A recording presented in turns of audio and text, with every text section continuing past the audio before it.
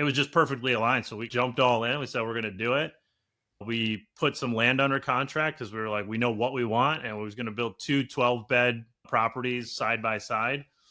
So then we pivoted, bought 3 existing assisted living homes, and then just went on a buying spree after that.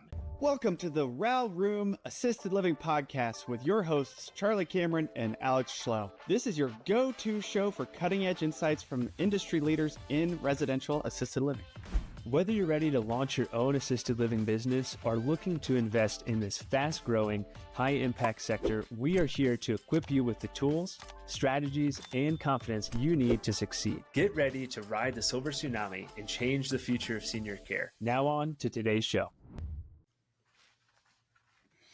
All right. Welcome back to today's episode of the RAL Room Assisted Living Podcast. I'm your host, Charlie Cameron, and today we're super excited to have Geoffrey Gane joining us today. What's up, Geoffrey? How's it going? Good, man. Good. So we chatted for quite a bit, and there's definitely some interesting stuff to get to, but why don't you give our listeners a brief introduction of you and where you're at right now in your assisted living journey, and then we'll jump back to how it started. Okay, so currently we have 7 properties here in Southeast Michigan that consist totally of 73 beds. And at the end of this month, we're going to double our portfolio and closing on another 5 properties that equal out to another 80 beds. So that's where we're at right now. We've been pretty new in terms of duration in this space. So we've been just about a year and a half right now, and we've moved fast, but we've won awards because of it. So we're excited about this space. I think there's a massive amount of opportunity. Hell yeah, that's awesome. So there's definitely going to be some lessons learned we'll get to, I'm sure. All right, so that's a good here where you're at now, which for the listeners, in case you weren't listening, 73 beds closing on 80 more. And he started in February of 24. It's now May of 25. It's truly possible to do big things in a short amount of time. Geoffrey is absolute proof of that. And Geoffrey, tell us how, I know you're a business builder like I am, and I love that. Could you give us a little bit of your backstory and then how it forayed into senior care? Yeah, I'll try not to be too wordy, but essentially I grew up playing football. I absolutely loved it. It was my passion. Had God-given abilities, was able to excel at it. I was able to play Division I, which was a fun ride, but I didn't make it to where I wanted to be, which was essentially to play professionally. And so as I was wrapping that up and coming to that realization, I pivoted to looking at other opportunities. I was lucky to start to work for a private equity company and doing just analysis on companies that they were looking at, which gave me a good opportunity to just see financials and to see different business ideas and things that are coming across the desk. And then the financial crisis hit, and I was like, okay, so I got to figure out something else to do here. And so at that point, I went and got a master's degree in finance. I thought that was just a good way to add something additional to my tool belt. When I did that at Harvard, which provided me, I think, a really good networking opportunity, but also some great insight. So while I was there, I took a couple of courses on real estate investments. And going through that and the professor going through different models and seeing, I was very new to it. So seeing every 5 years they were doing this refinance, and I had no idea why, but every time they were pulling a bunch of money out. So I'm like, that seems really interesting. So I spent some time with him and learning that. I think later on, Brandon Turner and some of these other people were calling it the Burr method. I didn't know what that was at that time. So I got really passionate about real estate coming out of that. Took a different job doing business transformation and business turnarounds within the insurance industry. And then my wife and I bought a property. Then the next year we bought 4. Then the next year we bought 32, I think. And then we just continued to grow. And we got to, I want to say we were right around or just over 100 units in total. And we had a property management company and a construction company. We were doing about a dozen flips a year and just continued to build that business out. We both left our W-2 jobs. My wife was a teacher and really focused in on the real estate sector. The problem is that I was at the center of everything. So I was that crux in the wheel or that cog in the process. So everything was rolling through me. It didn't matter which kind of sector we were working in. It was coming through me. And even though I loved it, I felt like there was no way for me to continue to grow at that scale and at that pace. So we started to look at there's got to be a business out there that I can foray some of this experience I have in real estate and finance. And so I think it was listening to the Bigger Pockets podcast. I could be wrong. I want to say it was episode 212, but there was a lady down in Orlando that had some short-term rentals. She was talking about how they changed some regulations. And so she got out of the short-term rental game and started doing this residential assisted living. Had no idea what it was about, but she was talking about what she was getting for bed rates. And I thought that's super interesting. Did a ton of research on it, probably 6 months of going really deep, and thought, okay, this seems like an interesting space, given that, one, I can use my real estate background, the finance background all makes sense, but also was like an opportunity to impact people. And I think that there's a lot of businesses out there, but I don't think as many impacts people directly that you're caring for in this industry, but also the families. And so, yeah, I fell in love with it, and then started looking at the data that was coming up. I was like, this seems too good to be true. And yeah, at that point, just really dove in. That's when we pivoted. I have a professional performance / life coach that I had been working with for a number of years. And I was telling him that I was thinking about getting into the space. He was like, I'd said this to him for multiple months, and didn't say anything to me. And then after, he was like, I actually have this other client that I'm working with who's in home care, and he's talking a lot about getting into real estate just for some tax purposes. It'd be great if you guys met. So that's when I got introduced to Seth, who's my business partner on the assisted living side. And we met the first day, and obviously we were pre-vetted because of this coach that we share, but it was like our vision, our mission, what we wanted, not only to enhance the lives of the residents that we care for, but also creating opportunity for our staff. It was just perfectly aligned. So we jumped all in. We said, we're going to do it. We put some land under contract because we were like, we know what we want. And we was going to build 2 12-bed properties side by side. Ran into some issues with the property. And so then we pivoted, bought 3 existing assisted living homes relatively close to us, and then just went on a buying spree after that. And so that's why I got into it, and kind of where we're at in terms of properties we're at. So that's a lot to unpack. Yeah, I will say that when you have a good partnership, you have a good partnership, and you just know it. And I've had the same experience. I've had some bad ones, and I've had some great ones. I think a lot of folks who haven't done it before are really put off by it. And I just want to open people's minds to, you could probably confirm this, but if you bring someone along that is better at you than other things, but has the same mission, vision, and are willing to work hard with you, you can achieve so much more than if you went it alone. Absolutely. I'm also, faith is a kind of a big part of actually both of our lives. And it really felt like it was God driven. And I've defaulted and pulled away from some of the control that I have, and just started saying yes. Because if we've prayed for doors to open, and if they open and we don't walk through those doors, then I don't know how many opportunities do you get for that. Yeah, I think it was just perfectly timed. And I think it was on purpose. That's awesome, man. Okay, so let's have a quick story real quick. We had to reschedule this podcast. Can you tell the listeners why that was the case? Yes. So we have one of our properties here in Michigan is a 20-bed assisted living that we got licensed, I believe, in January. And so we had a really good momentum. We've moved a bunch of residents in, and the community was really excited about the property. And a couple of days before we were supposed to do this, or I think actually the day before we were supposed to do this podcast, which I didn't even know happened. I'm originally from New York. I live in Michigan now, but a tornado came through and ripped the roof off and blew some doors in and some windows in. There was glass everywhere. Thank God we have amazing caregivers. That there's a pantry closet, which is pretty large, in the middle of the property.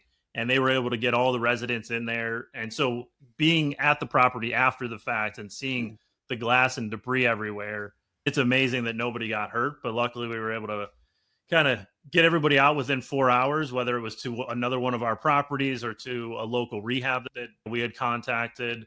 And so, praying that I think on the 19th we can move everybody back in. We were able to get the insurance process moving quick, but wild story. And hopefully we don't have another one of those. Wow. That is wild, man. And it speaks a lot to your caregivers and the team you had already ready to go and everything they did. And it is truly a miracle that nobody got hurt. So that's a wonderful story. Yeah. And Funny because, again, it was the first time we've had an insurance claim on this side. I've owned real estate for over a decade now, never had an insurance claim. In January, we were at a mastermind in Hawaii, and one of our apartment buildings caught fire and burnt down. And then 4 months later, or 3 months later, I guess, we had this thing. So, again, we're good on the insurance claims, I think, for a long time. you're having an interesting year. Yeah. Okay, so you were already pretty involved in business and things. So maybe I already know the answer here, but can you tell us how you financed your first few deals? Yeah, I think this is actually one of the benefits that you have coming into this space as a real estate investor is just creative finance. A lot of traditional banks, I don't think, and I've had a lot of conversations with them, they don't know enough about this space yet to really just open up their entire portfolio of loan products. So we have done everything, I think, to this point. We've used seller financing to do the entire note. We've used SBA financing. We've used commercial bank financing. We've done a land contract. Yeah, I think we've gone through most of Checking the all the avenues that boxes. you Yeah. can. Yeah. What And about for the 80-bed portfolio? so that was a great bank that's actually local to that area. And so we're using them as the first. The seller is holding a small portion, and then we're bringing the rest. Nice. But Nice. today we've self-funded our whole portfolio, which has been, I think, a huge advantage for us, only in the sense that we've gotten to learn and go through all of the different variations of opening a business. But we're also getting at the point where we're growing at a scale that we're going to have to start to look to avenues of investors and funds and things like that. So really starting to jump into exploring what options are out there for that. Yeah, at some point you run out, right? But you But still yeah, want to scale. doesn't matter what you're doing. Nobody has that much. That's right.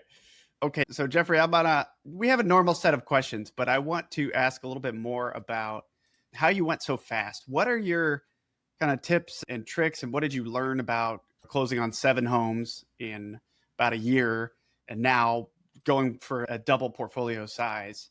Any big roadblocks along the way, and how did that scaling go?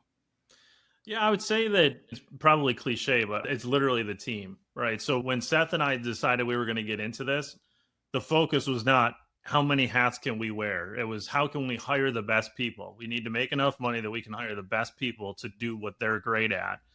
And we have 2 RNs that work for us. We have a nurse practitioner who runs a lot of our day-to-day operations. We hired marketers, which didn't make a lot of placement agents too happy. But we have people that are out in the market and in the hospitals and in the rehabs that are talking about us and our brand. And so that was really it. We promoted from within if we were able to. And so I think it's about creating a team. And the reason we've been able to scale is because of that team. And the same thing, the reason why we feel so comfortable about taking on this doubling of our portfolio is because the team that was built in Maryland is phenomenal. And the previous owner did a great job at finding the right people in the right seats. And a shout out to Stephanie, who's going to be running day to day for us in Maryland. But she's the perfect fit. And so when you get the people that are in the right seats, it makes the job of the owner a lot easier and can trust who's doing that. But it also allows you to continue to have kind of that growth and abundant mindset of how can we continue to scale? Where can we help and support our team, whether that's from promotions or giving them the skills. So we try to invest in coaching into some of our team as well. So I think, I mean, at the broadest level, I think it comes down to team. Team is the most important. Yeah. Who, not how. Yeah, absolutely. Yeah. Absolutely. That's awesome. And is there anything that the previous owner did to set that property up for success in terms of finding the right folks in Maryland? So she was in business for 36 years. So I think there's just a lot of trial and error. And I think you had asked about any hurdles or issues that we've had. And we've gone through some people as well. I think it takes timing. You only get so much information from somebody in an interview. We were like, let's do it. And it didn't work out. But I forget what that saying is, if it's slow to hire, quick to fire, whatever that slogan is. I think it's important that you continue to look at the people that are in your team and on your team and what the skill set that they have, and can they continue to grow too, because they need to be on board. There's a lot of clunkiness to a startup, and to, yeah, I need to do this today and tomorrow can be something completely different. But there's a lot, for me, there's a lot of excitement around that too. And I think when you find the right people, they lean into that.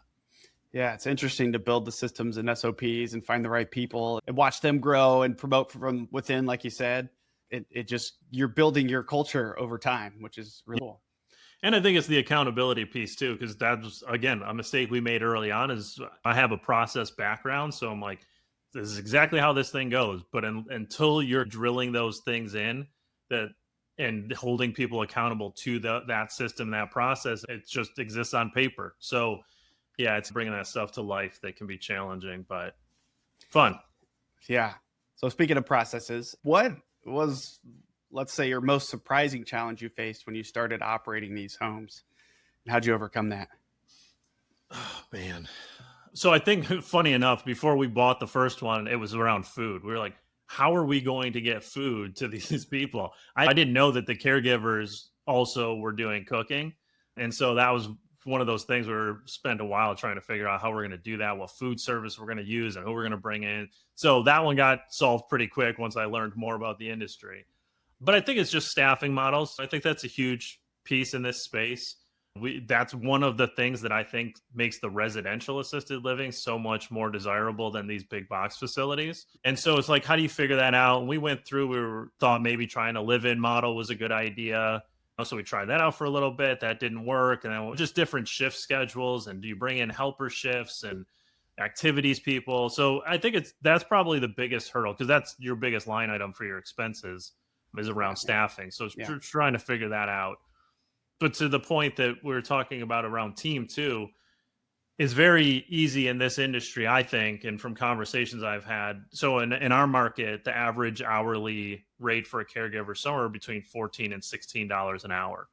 We wanted to make sure that we were able to get the best people that were out there. So we're like between $18 and $20 an hour. Wow. And so, again, it was just a way that if we can make this business work, it doesn't have to just work for the owners. Like, we can make the caregivers' lives better, our residents on our team. So I think a lot of it was like, how do we figure out ways that everybody wins? And so staffing became one of those kind of big things that we needed to figure out. I love that. Do you offer any other sorts of compensation or benefits? We offer health insurance. In Maryland, they offer a 401k plan as well as health insurance. So that's something that we're looking at, if that makes sense to bring here to Michigan. And then there's some employee assistance programs that are out there, but I don't know, right, wrong, or indifferent, Seth and I like to visit the properties and just go in with cash. And if somebody's doing a great job, we just hand a caregiver some cash and just say, you're doing a phenomenal job, whether that's for dinner or whatever they want to use it for. Just trying to figure out different ways to show appreciation. I think it's important for us in moving as quickly as we are that we don't lose sight of who we're trying to serve, and trying to be present enough where they know who we are, but also trying to spend time growing the business.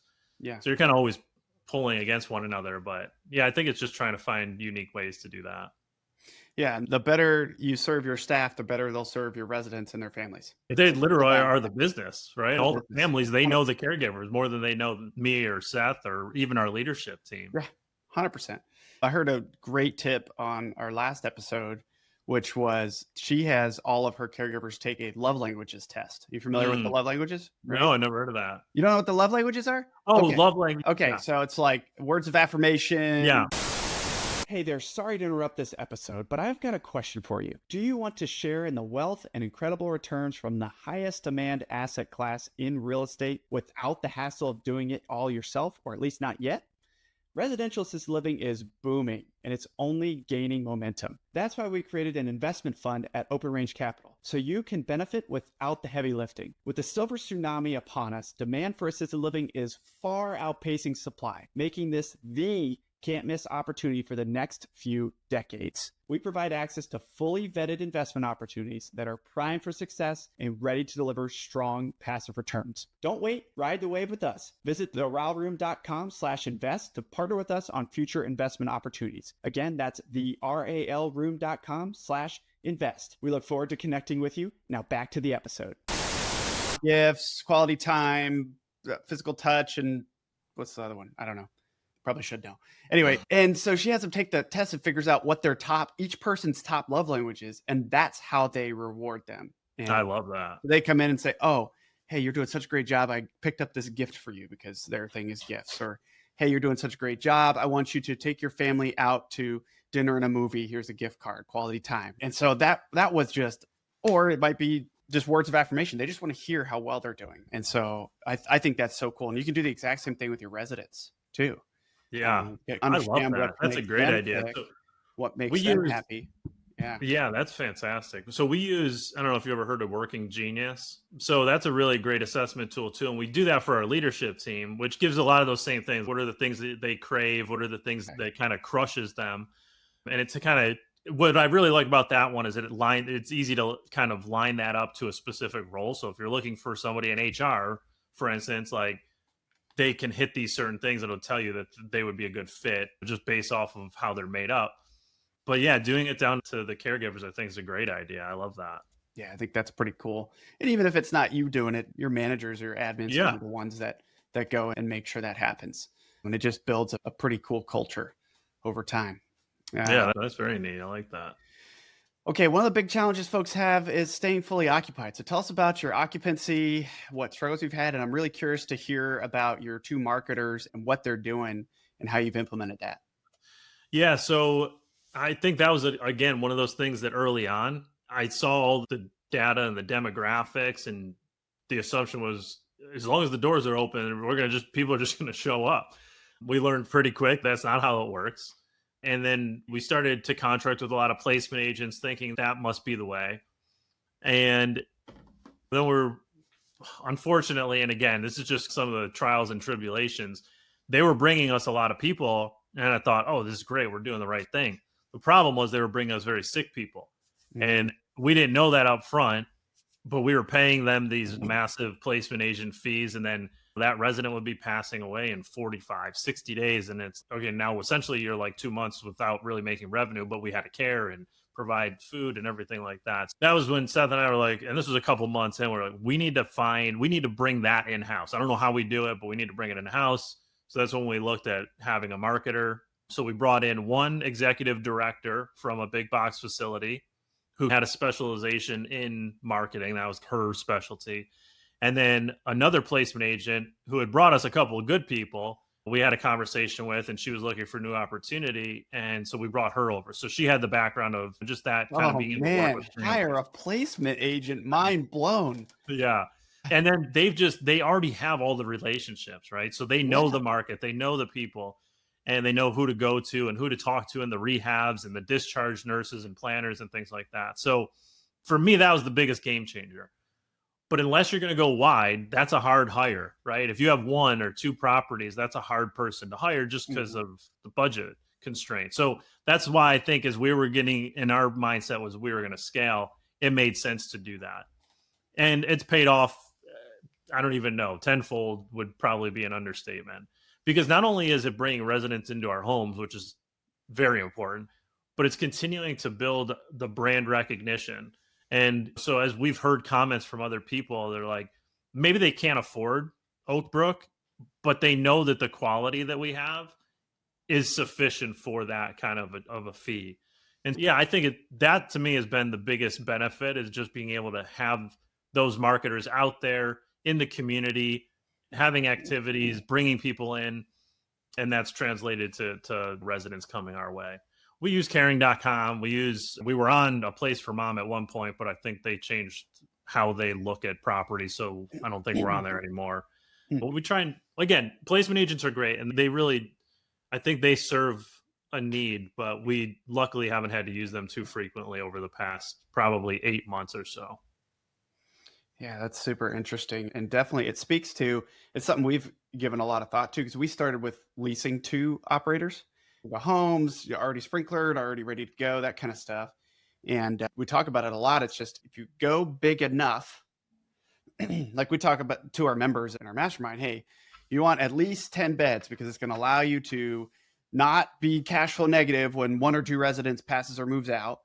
And it's potentially going to allow you to hire a manager, at least a part-time one. And then you do 2-3 of those. Now you can hire somebody full-time. And we think ahead of, if you have a big enough portfolio or you grow it to a certain point, you're going to be able to hire these things in-house. That's going to take a huge burden off. Not having to depend on placement agents is a massive financial win. Absolutely. And right. And a brand win. Yeah. At the same Yeah. time. I mean, they take so much of that revenue that, it becomes tough. So again, whether that's the number of beds in the property or the number of properties, I agree. I think going wider, bigger, however you want to quantify that, I think is important in this space. I understand as somebody that's starting out new that could be scary because a lot of times that comes with more expense and more risk and more, hope for the future, but it really does pay dividends. Yeah, that makes a ton of sense. Okay, I know you do a little bit of coaching as well. And I know you just started February, but you've learned a ton and you already have a massive portfolio that you're about to double. What would you say is the biggest mistake new operators make?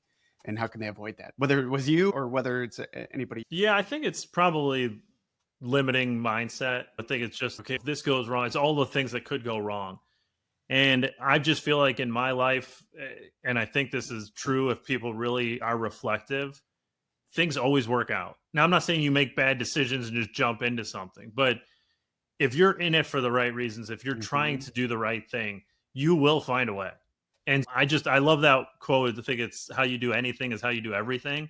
If who you are is somebody that cares about other people and you're trying to serve other people, it will always work out for you.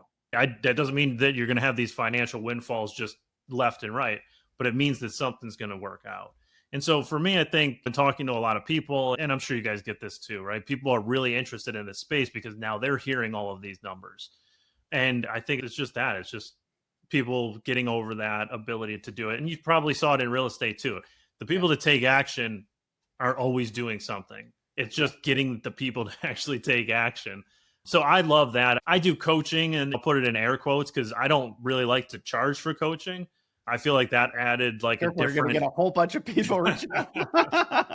I just feel like it added a different expectation and piece to it that I thought I dove very deep into this space. We've now actioned at a pretty big level. We're to the point where we've won awards for that. And now it's like, how can I use this information to give back? I know I've heard it on your previous podcast. I could tell everybody to go open one. If they all do, we still don't have enough beds. So why not together we do it at a level that's much better than what's out there? Because there's a lot of poorly run properties. There's a lot of, unfortunately, seniors that are spending their last days in an environment that, I can't imagine doing that to somebody. So dark homes that have not been updated in 30 years, or in big assisted living facilities that smell terrible, and they're one caregiver to 30 residents. Yep. It's insane. And that's all that exists. Right. And so it's crazy. It's absolutely astonishing. And just the massive shortage we already have, how building a bajillion of these great, nice homes with great care where you can pay caregivers more, provide better care. There's not going to be enough for the next 2 decades, no matter what we do or how much we talk about it. Yeah. And again, I love learning. So I went out to San Diego. There was the big conference that the big box facilities put on. I think it's the NIC conference. NIC.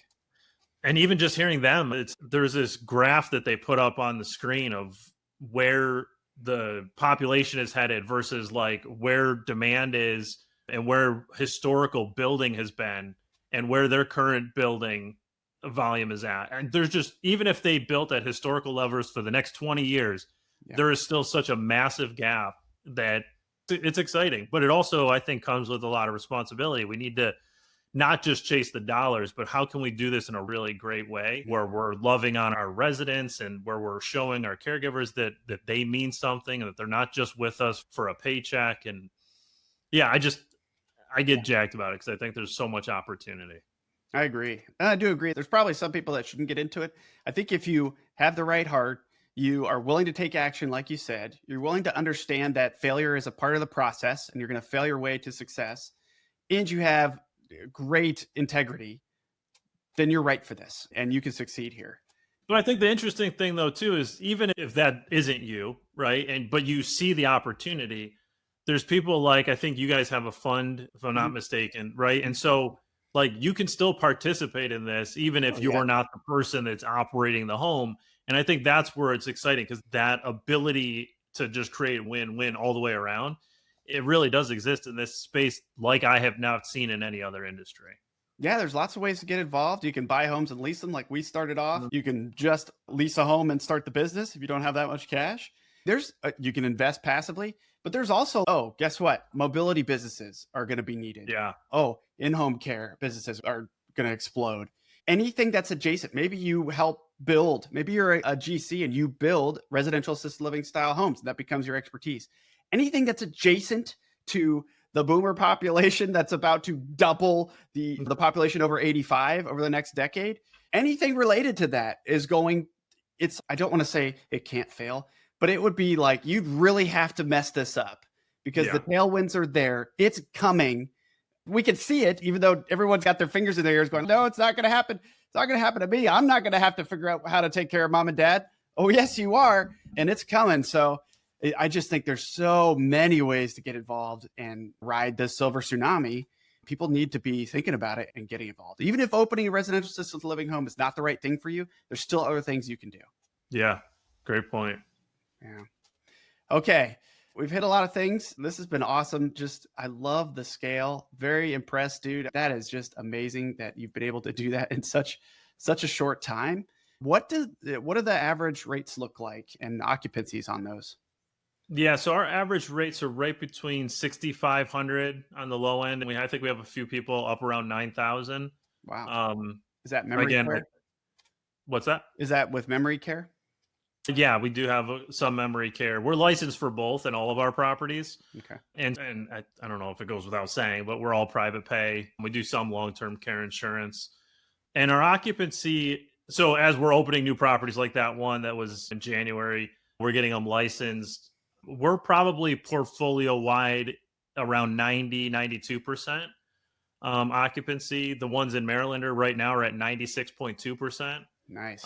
And it's just, again, built on great foundation, great fundamentals around what they're providing. And I think that shows. And we're to the point now where even in the unfortunate situation where you lose a resident, we're able to fill those beds within 7 to 10 days. And that just provides some, comfort. Okay, just because we got them once doesn't mean it's going to end here. And then they keep coming. Yeah, it's all about getting your name out there.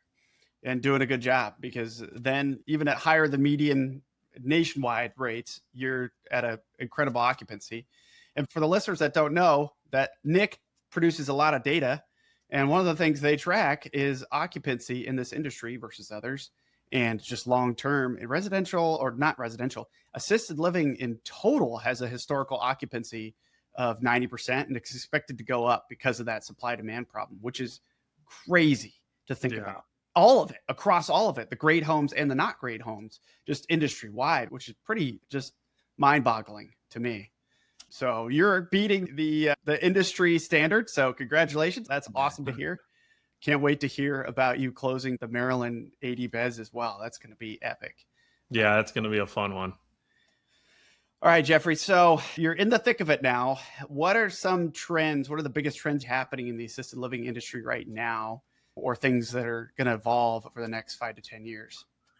Yeah, I don't know if these are earth-shattering, but ones that I've noticed being newer to the space is just, I'd say probably half of our residents have come from a big box facility.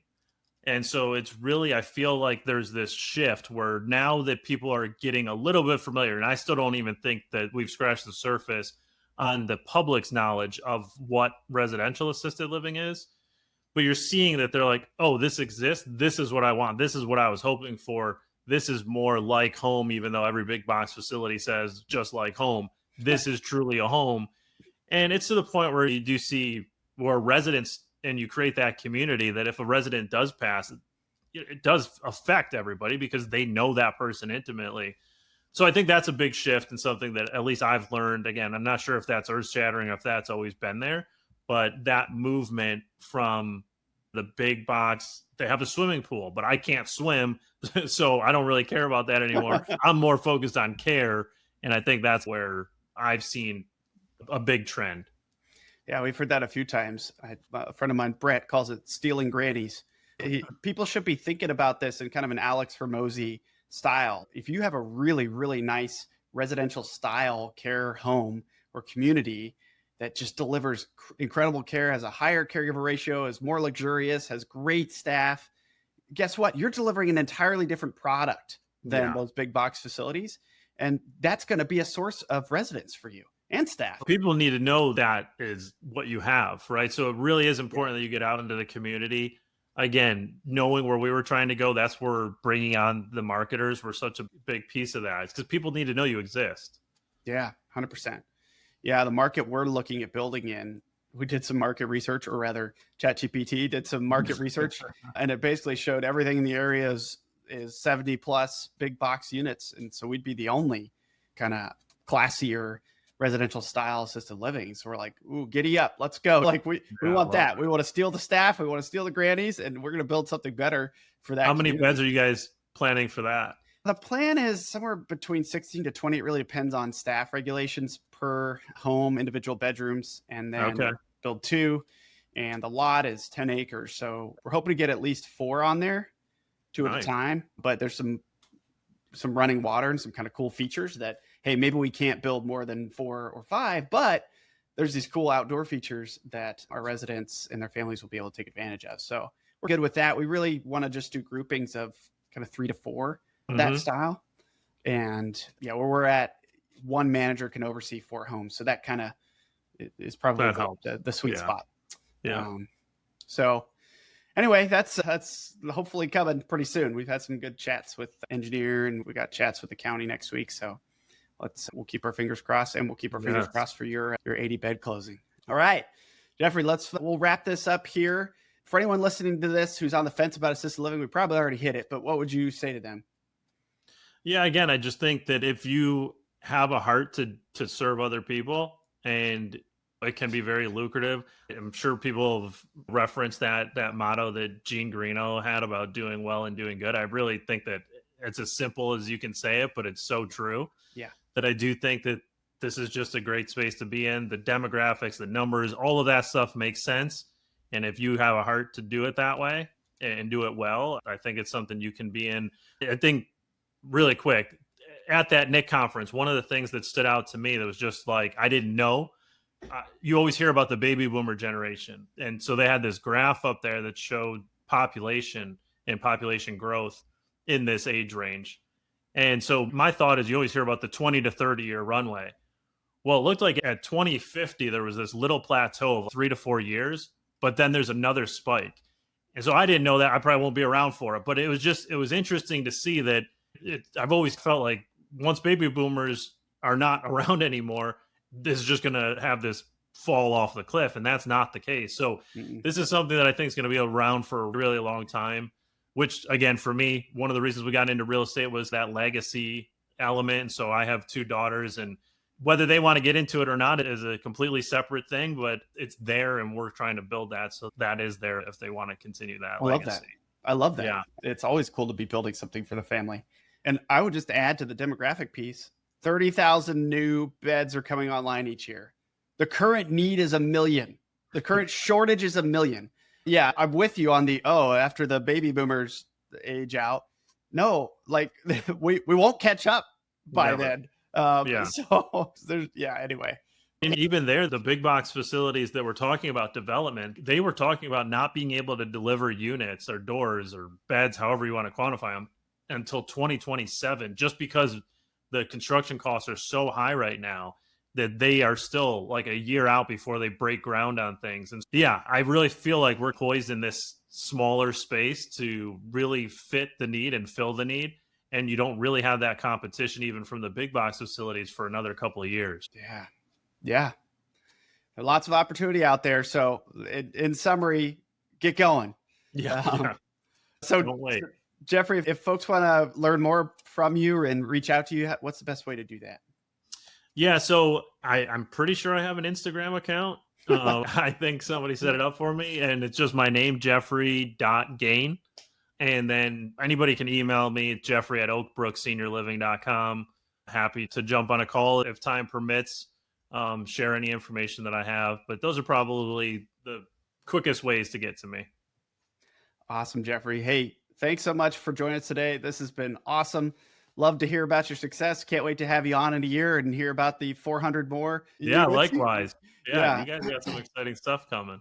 Yeah, looking forward to hopefully coming and see it, your Maryland places. Yes. Soon. Anyway, it's been a pleasure, and thanks for coming on, dude. Thank you. Appreciate it. Thank you for tuning in to the RAL Room Assisted Living Podcast. We hope you found today's episode insightful. If you enjoyed it, make sure to leave us a raving 5-star review. And a quick review helps more listeners find the show and more seniors get the exceptional care they deserve.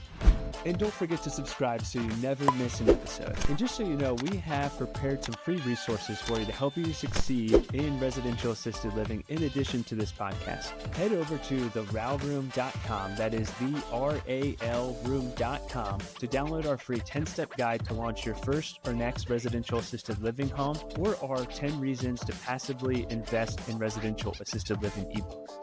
And if you're ready to take the next step and make real moves in the RAL industry, join us in the RAL Room Mastermind. It is an exclusive community where we deep dive into everything you need to launch and grow your own residential assisted living business. You'll get access to recorded courses, live calls with industry experts, a RAL calculator, resources and tools, like-minded entrepreneurs, funding opportunities, and an expert networking community to help you along your journey.